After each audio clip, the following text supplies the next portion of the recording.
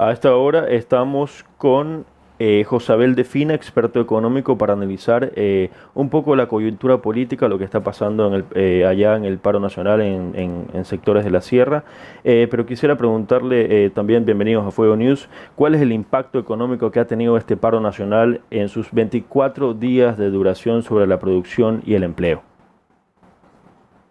Buenos días, gracias por la invitación. El impacto económico viene a ser alrededor de unos 6 millones de dólares por día, porque hasta el momento ha sido un paro de carácter parcial, aunque pues en los últimos días hemos visto cómo las noticias y esto que comentaba hace un momento usted del coche bomba en Guayaquil y las otras alteraciones que existen en diferentes zonas del país, en la ciudad de Cuenca, en la ciudad de Quito, hace prever que posiblemente este paro nacional no solamente que se extienda por más días, a pesar de la intención del gobierno el día de ayer de frenar o dar por concluido el paro con las conversaciones con los indígenas, sino que se prevé que esto pudiera extenderse durante más días y seguirán entonces las pérdidas económicas también en otras provincias. Y hay un efecto adicional que es la imagen internacional del Ecuador ante los inversionistas internacionales, la imagen del Ecuador ante los inversionistas locales,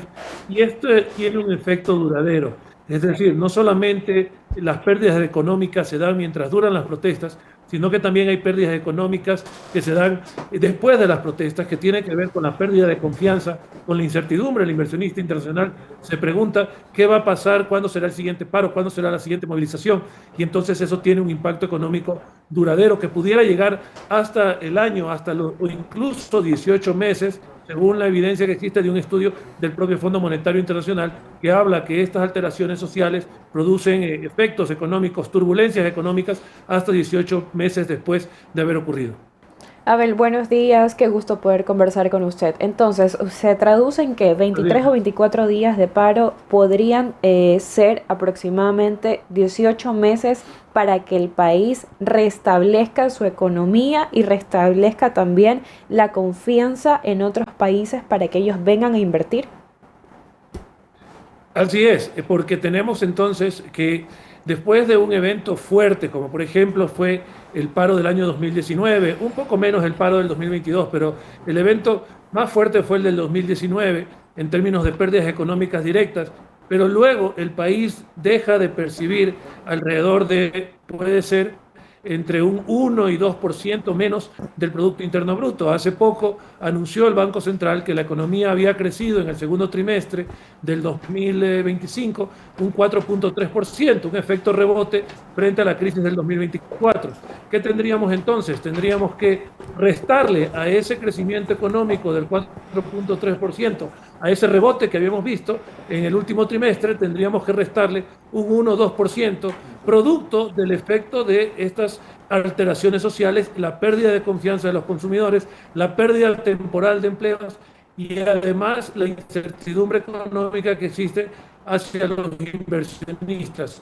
Hagámonos de cuenta que para nosotros ver resultados económicos, los inversionistas, los empresarios, tienen que invertir, tienen que inversión de nueva producción y esa inversión se frena y por lo tanto los efectos son más duraderos que lo que desearíamos, que fuera que termine el paro y volvemos a la normalidad. No sucede así, lamentablemente, y por eso es importante que siempre los gobiernos estén atentos a frenar, a conversar, a dialogar con los sectores que están insatisfechos para que las alteraciones sociales que puedan existir no se traduzcan también en fuertes alteraciones económicas que son duraderas, que no son temporales pero duran mucho más de lo que desearíamos.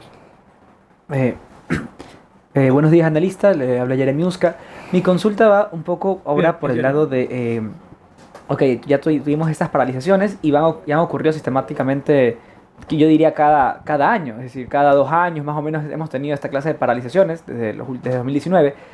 Eh, si bien nos demoramos en recuperar, usted menciona digamos que lo que ocurre ahí. ¿Cuánto hemos perdido en realidad como país ya en el conjunto de paralizaciones? Y si eso se mantiene, digamos que una década más que ya paralizaciones indígenas cada 2, cada 4, 3 años. Es decir, ¿cuánto estamos perdiendo ya a futuro con estas paralizaciones? No solo las de hoy, sino las que han ocurrido y las que seguirán ocurriendo si es que se mantienen con esta lógica de que ellos pueden manifestarse para conseguir cosas que al final no consiguen, etcétera. Bueno, a ver, pero es que tenemos también una situación de causa-efecto, es decir, ¿son las paralizaciones la causa o son el efecto de la situación de estancamiento económico que vive el país desde hace 15 años? Hace poco vi un analista económico que hablaba de que efectivamente la canasta